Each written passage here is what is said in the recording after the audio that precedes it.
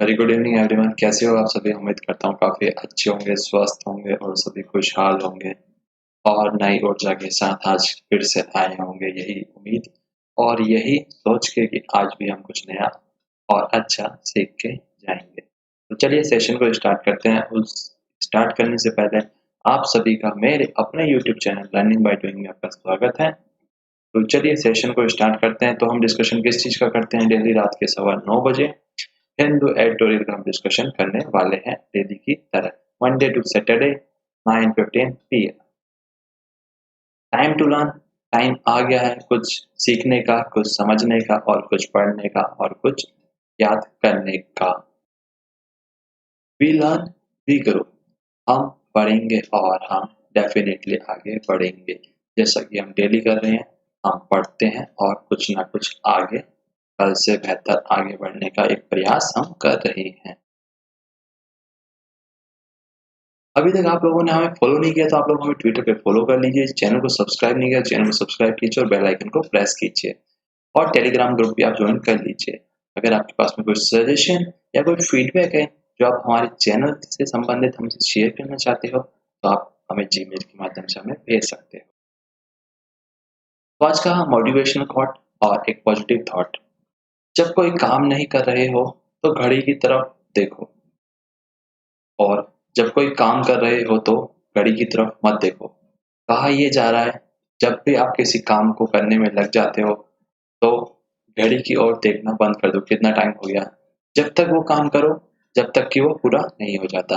और जब आप खाली बैठे हो यानी बेकार दिमाग, शैतान का घर, उसी प्रकार से अगर आप एकदम फ्री हो, वेले हो तो घड़ी की तरफ देखो कि कितना टाइम था जो बिता चुके हो आप ऐसे यही बैठ के, यही सोचते हुए कि मैं कुछ करूंगा और मैं कुछ करूंगा, और क्या ही रहता है वो मैं कर रहा हूँ नहीं आता कभी। तो बस इसी बात को एक बार सोच के अगर आप खाली बैठे हो, कुछ कर नहीं रहे हो, तो एक बार अवश्य मन में विचार करना, क्या वाकई हम ऐसा करते हैं? तो चलिए वो क्या क्या स्टार्टिंग कर लेते हैं सेशन के। हर किसी को गुड इवनिंग और हाय हेलो, जिसको भी करना था हेलो, मैंने देखो दोनों हाथों से आपको सभी को हेलो हेलो कर रहा हूँ। चलिए वो कैप को स्टार्ट करते हैं। तो आज की पहली वोकैब है वाइटलिटी, मतलब जीवन की शक्ति, the state of being strong and active और एनर्जी। आपके शरीर में, आपके जीवन में आप कितने पॉजिटिव रहते हो, कितने ऊर्जावान रहते हो, वही चीज यहाँ पे बताई गई है कि आप कितने स्ट्रांग हो। अगर आप हर एक चीज को पॉजिटिव थॉट और नजरिए के साथ अगर देखते हो तो लगेगा कि सब कुछ अच्छा ही होगा। लेकिन वही जब आपका नजरिया नेगेटिव हो जाता है तो आपके सामने रखा अच्छा चीज भी आपको बेकार नजर आता है।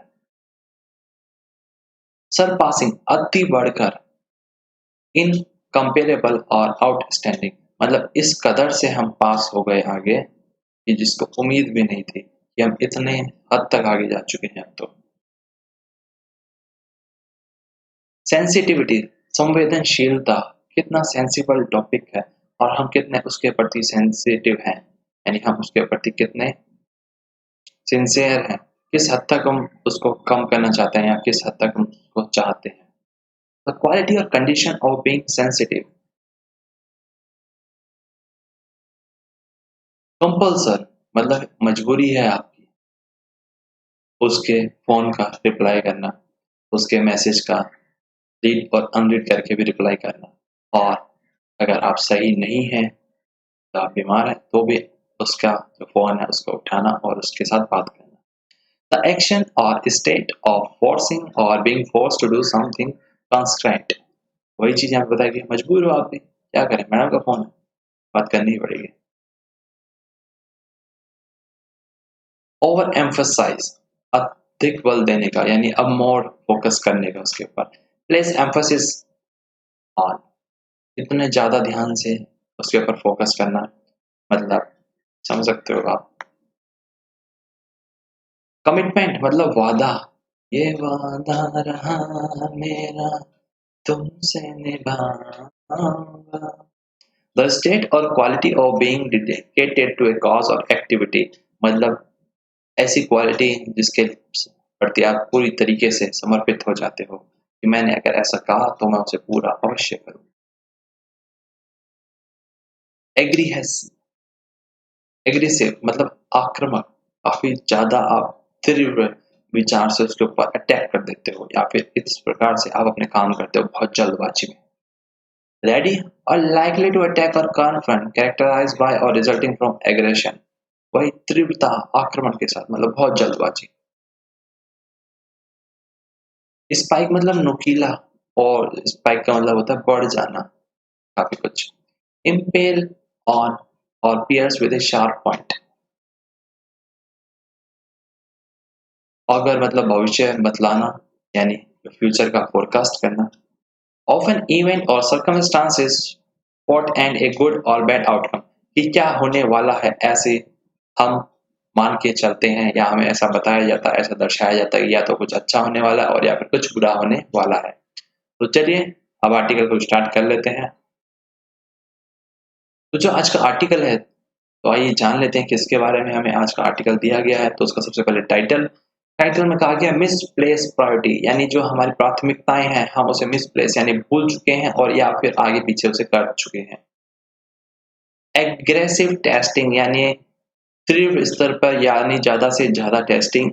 And contact tracing alone can contain the virus spread, और जितने भी लोग संक्रमित हो रहे हैं उनकी ट्रेसिंग करना ही केवल बचा सकता है हमें ये जो वायरस है कोरोना वायरस, इसके फैलाव से। क्या चीज? ज्यादा से ज्यादा टेस्टिंग और जल्दी से जल्दी, और जो लोग इससे संक्रमित यानी जो इससे पीड़ित हो रहे हैं यानी जो इसके चपेट में आ रहे हैं उनको ट्रेस करना और उनका बेहतर एक इलाज की व्यवस्था करना ही हम और हमारा देश बच सकता है, जो ये कोरोना वायरस का जो फैलाव हमारे देश में बड़ी तेजी से फैलता ही जा रहा है। तो चलिए स्टार्ट कर लेते हैं आज का article. The extended lockdown might have slowed down the spread of the novel coronavirus in India। कहा ये जा रहा है जो लगातार हमारा जो लॉकडाउन है वो बढ़ता चला गया, उसकी वजह से जो स्पीड थी यानी जो गति था, जो पेस था फैलने का कोरोना वायरस, वो भारत में थोड़ा स्लो हुआ स्टार्टिंग में। But in the absence of large scale testing, लेकिन कमी क्या, व्यापक स्तर पे जो टेस्टिंग ना हो पाना जो सबसे बड़ा कारण और कमी है जो भी आज भी, और ट्रेसिंग का ना हो पाना, और आइसोलेशन ऑफ द इन्फेक्टेड, और कहा जा रहा है जो लोग संक्रमित हो जाते हैं उनको एक अलग रूम में अलग जगह पे आइसोलेट कर देना, यानी उनको जो बाकी नॉर्मल लोग हैं उनसे अलग कर देने की ऐसी व्यवस्था का स्टार्टिंग में हमारे पास ना होना। एंड देयर कॉन्टेक्ट्स, और उसकी जो हमारे पास डिटेल्स है वो ना होना। तो virus has been spreading with renew vitality, और जो यह वायरस है ये इतनी तीव्र गति से फैलता जा रहा है जैसे हमारे जीवन में जो शक्तियां होती है यानी जो हमारे थॉट्स होते हैं, जो हमारे दिमाग के मस्तिष्क में ऊपर से नीचे दाएं बाएं टिशुम टिशुम करते रहते हैं, जो हमें स्ट्रॉन्ग और नेगेटिव दोनों करते हैं, उसी प्रकार से वायरस है अब हर ओर ये फैलता ही जा रहा है। इफ अगर देखें, it took 168 days to reach 1 million cases on July 16। 1 million case होने में 168 दिन का समय लिया इसने 16 जुलाई को जब हुए, और उसके बाद it took just 21 days to double 2 million on 6 August, और 6 अगस्त में केवल 21 दिन ही लगे जो कि डबल हो गए, 1 मिलियन से 2 मिलियन आ गए।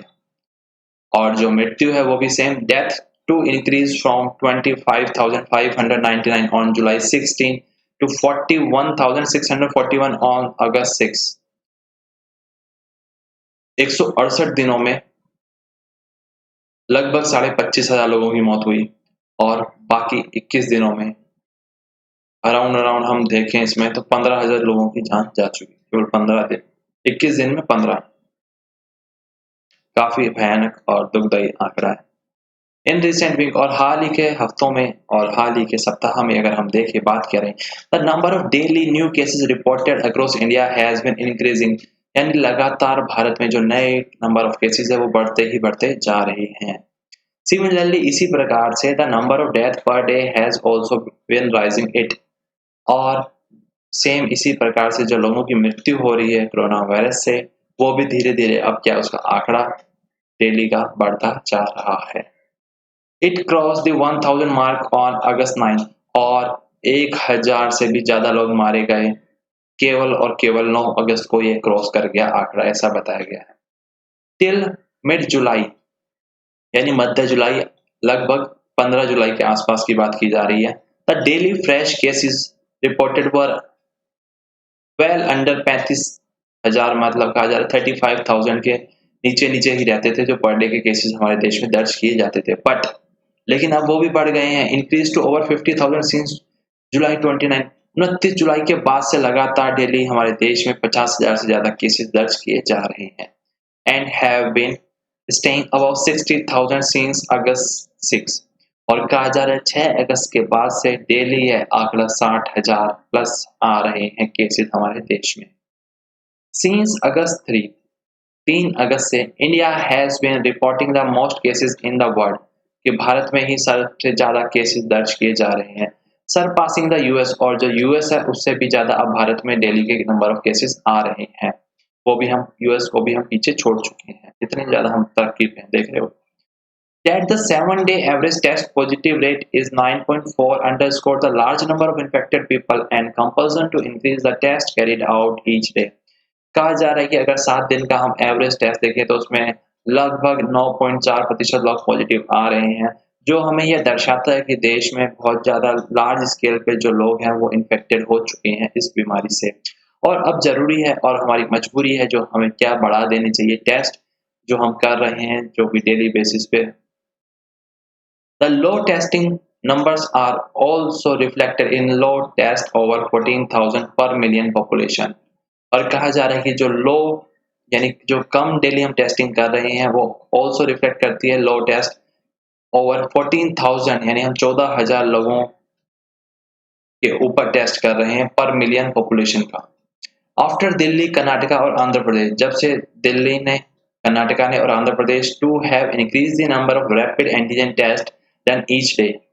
The low sensitivity of this test might help in reducing the test positive rate। जितना ज़्यादा कहा जा रहा है कि हम टेस्ट बढ़ा रहे हैं उतने ज़्यादा ही जो केसेस हैं वो कम होने के चांसेस ब्राइट हो जाते हैं, क्योंकि जितने ज़्यादा लोग संक्रमित होते हैं उनका समय पे इलाज किया दिया जाता है और उससे बाकी लोग और संक्रमित होने से बच जाते हैं। एज सीन इन दिल्ली, जो कि दिल्ली में देखा गया, but may not actually help in containment, लेकिन कहा गया ये वास्तविकता में ये रोकथाम का एक बेहतर उपाय मददगार साबित नहीं कर पाया। पर्टिकुलरली अगर खास तौर पे बात की जाए, so when there is an over reliance, यानी अत्यधिक भरोसा किया हुआ है हमने रैपिड एंटीजन टेस्ट पे and negative results from them are not validated with molecular test. कहा जा रहा है जो रैपिड एंटीजन टेस्ट जो किए जा रहे हैं वो उसके ऊपर हम हद से ज्यादा भरोसा कर चुके हैं और कर रहे हैं, और उसके जो नेगेटिव रिजल्ट्स आ रहे हैं मतलब कि वो दिखा देता है कि आपको पॉजिटिव नहीं हो लेकिन उसमें सिम्टम्स होते हैं, कई बार ऐसा देखने में आया है। जब हम उसको दूसरे जो मॉलिक्यूलर टेस्ट से हम टेस्ट करते हैं तो उसके सामने वो वैलिडेट नहीं कर पाता, यानी एक में पॉजिटिव आता है और एक में नेगेटिव आता है। इफ द आईसीएमआर, अगर जो आईसीएमआर है वो शेयर करे यानी साझा करे only the data on the number of test done each day, neither the state nor the health ministry provide a backup of different tests and the number of positive results through each method, making the data not very useful।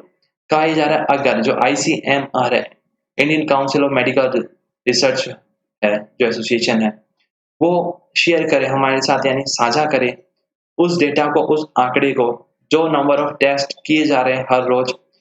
Neither, ना तो state और ना ही ministry provide करता है breakup कितने test कौन कौन से हो रहे हैं, the number of positive results through each method, और किस मेथड से कितने टेस्ट हुए, और उनसे अगर मान लो रैपिड एंटीजन से हमने 100 टेस्ट किए तो उनमें से कितने पॉजिटिव आए कितने नेगेटिव आए, और जो इसके बाकी जो दूसरे होते हैं उस वाले से हमने 100 किए तो उसमें कितना पॉजिटिव आए और कितना, यानी बाइफरकेशन हमें नहीं दिया जाता और ना ही बताया जाता है कौन से मेथड से टेस्टिंग अभी किस में और कितनी हद तक की गई है। इस कारण से ये जो डेटा हमारे सामने आता है ये काफी यूजफुल नहीं है। Though Kerala has reported only over 35,500 cases so far, अभी तक केरला ने हालांकि 35,500 केसेस ही वहाँ पे दर्ज किए और दर्शाए हैं। कंपल्सन, और जो कंपल्सन यानी जो मजबूरी है to ramp up testing cannot be overemphasise, कि जो उसकी मजबूरी है कि जो टेस्टिंग है उसको बढ़ाना, उसको हम ओवर एम्फोसाइज यानी अत्यधिक फोकस और फोर्स बल नहीं दे सकते उसके ऊपर। पर्टिकुलरली इन डिस्ट्रिक्ट, जैसे उन खास तौर पे उन जिलों में जहाँ पे community transmission has been documented, कि जहाँ पे बताया गया कि यहाँ पे सामुदायिक तौर पे जो फैलाव है वो फैल चुका है। आंध्र प्रदेश में 2,35,525 से ज्यादा केसेस, कर्नाटका में 1,78,087 cases, which initially appear to have the third and fourth highest number of cases respectively in India. कहा जा रहा है कि इन्हीं सब के साथ आंध्र प्रदेश और कर्नाटका तीसरे और चौथे नंबर पे भारत में चल रहे हैं। एग्रेसिव टेस्टिंग और यानी आक्रामक स्तर पे जो टेस्टिंग है through fever clinics are Chennai help all the number of daily fresh cases to 1100 to 1200। कहा जा रहा है कि जो चेन्नई है वहां पे अपनाया गया जो फीवर के यानी जो बुखार वाले जो क्लिनिक्स थे उसी के अंदर जो डेली जो टेस्टिंग है उसको वहाँ पे शुरू कर दिया गया कि यहाँ पे कोरोना वायरस की टेस्टिंग आप करवा सकते हो और उससे वहाँ पे हेल्प मिली जो नंबर ऑफ केसेस बढ़ रहे थे उनको कंट्रोल करने में और वहाँ पे जो कंट्रोलिंग होके 1100 से 1200 डेली पर केस आ रहे हैं एंड फर्दर रिडक्शन और बाद में भी उसके बाद भी reduction became possible in the last few days और भी कम पॉसिबल हो पाया यानी संभव हो पाया पिछले कुछ दिनों में।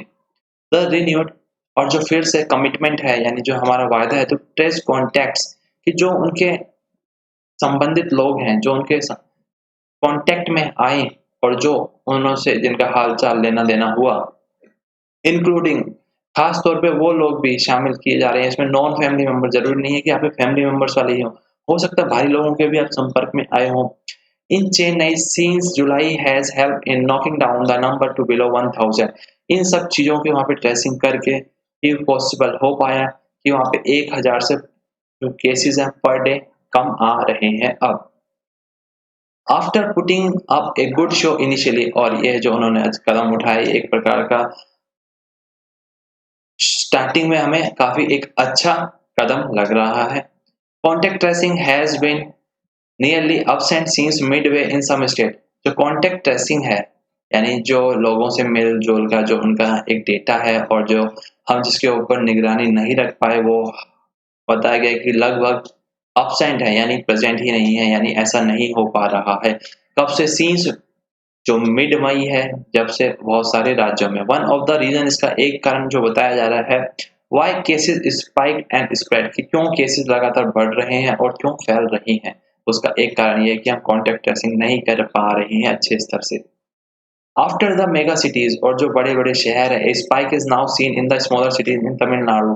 बड़े शहरों के बाद में अब जो बढ़त देखी जा रही है जो फैलाव देखा जा रहा है इस वायरस का छोटे छोटे शहरों में भी देखा जा रहा है जैसे तमिलनाडु हो गया आंध्र प्रदेश हो गया कर्नाटका हो गया और महाराष्ट्र में भी।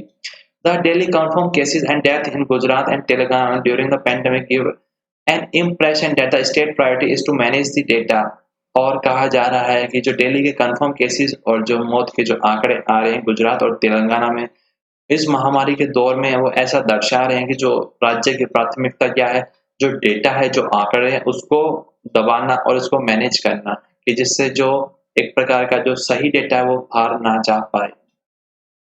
This doesn't augur well for India और यह एक प्रकार का अच्छा नहीं है फोरकास्ट यानी जो भारत के भविष्य के लिए और आने वाले टाइम के लिए खास तौर पे इंडिया के लिए क्योंकि जितना हम इसके बेहतर प्रकार से डील नहीं कर पाएंगे इस वायरस को ये वायरस फैलता ही जाएगा।